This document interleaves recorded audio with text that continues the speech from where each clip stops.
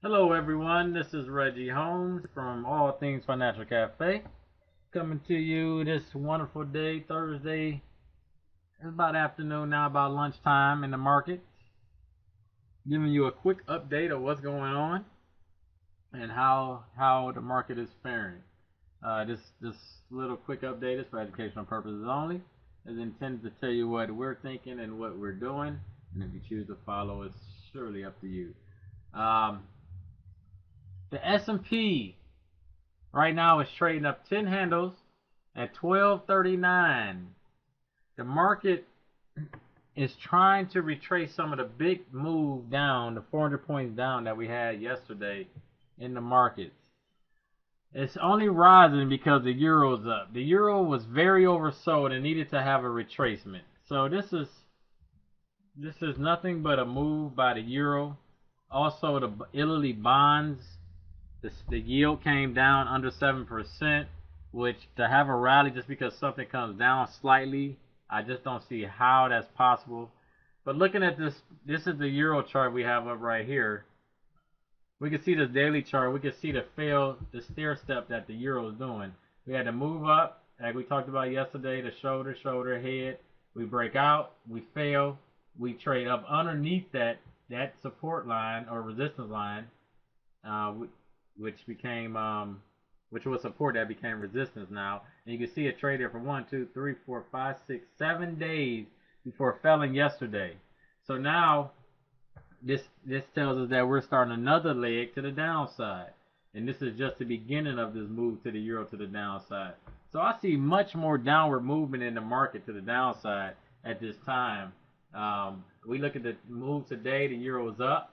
That's natural for a stock or a currency or any type of trading instrument to have a slight retracement of a huge move down. Yesterday was a huge move down on the euro over, I believe, the high of this was 138.53. It closed at one, so almost 300 pips in one day. So that's huge. So it's not surprising to have a move back up today, slightly. So we'll see how it closes. I will put a target at this either at support level, which was 136.57, or I will go to the middle of the big candle where we probably will have to go inside the chart to get the actual number. But the middle of the big candle, maybe above the 5 moving average, which was 137, as an actual resistance area. If it breaks there, it has a good chance to go back and retest the highs of the head and shoulder, where it broke resistance and then broke back down to create a new resistance. That will be an area that could be alarming because that could mean the euro is going back higher. But as long as these indicators look the way they look, as we can see, our MACD is turning over, which is telling us that there's momentum to the downside here. And if these lines cross the zero line, which they are attempting to do now, that could spell some danger and is coming in the future. So we keep an eye and monitor this closely. And if this does break down, our target is this low of 132 as the first target. If things start to get worse in the news, which we are expecting, doesn't mean it has to. The euro could have a start plunging down a lot further right now. But let's put a target of the 132 area, or this low here, which is 131.46, as a target area, and let's go from there. If that does happen, that means the market is going to have a move down that'll take you back to 1150, maybe even a low of 1085, 1075 that we had back in early October. So there's a very good chance that we can see this low tested again very soon, or maybe right here at the 1150, which is around zeros area. We can see that very well tested in probably the next week or two. I can't see past our time horizon going past the next week or two. If it doesn't happen, there's a good chance we sustain this rally and we keep moving up. You can see the S&P is holding at the 50-day moving average of 1219. It's trading right above it. The low today was 1227. The low yesterday was 1226.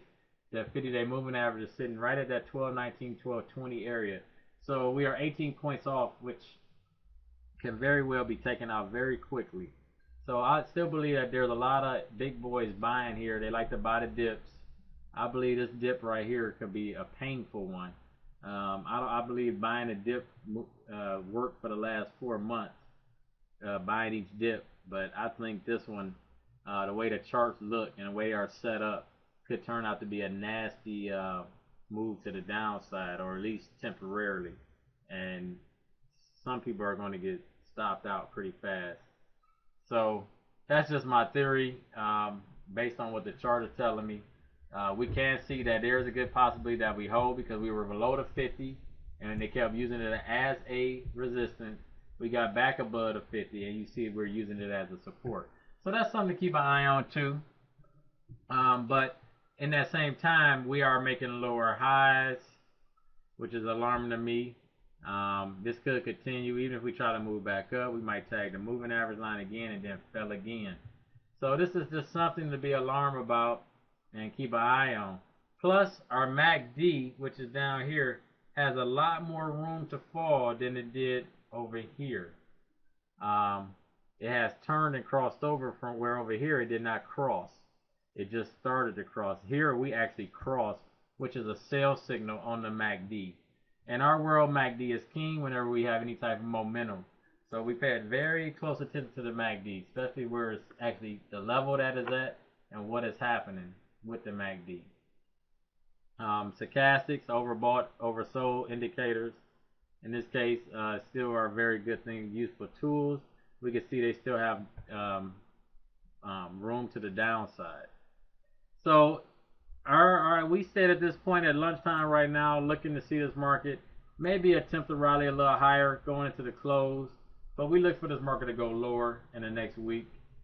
We don't see a lot of great things right now, not only in the marketplace, but just in the economy and the news that's coming out and the things that are coming ahead.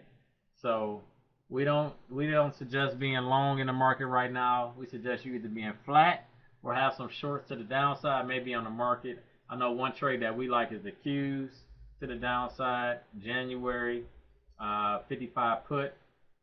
We also like a FXE, which is a short on the euro. You short the euro. You can go long term, short term. We believe the euro, like we said yesterday, is going to eventually disappear or be transformed into something else. So we like all those, and we're looking for a great move coming in this market soon, and we believe it could be just as bad as 2008. Can't tell you the time frame, but I can tell you that the markets are setting up for it, and the market is ready to hammer this market when the news hits.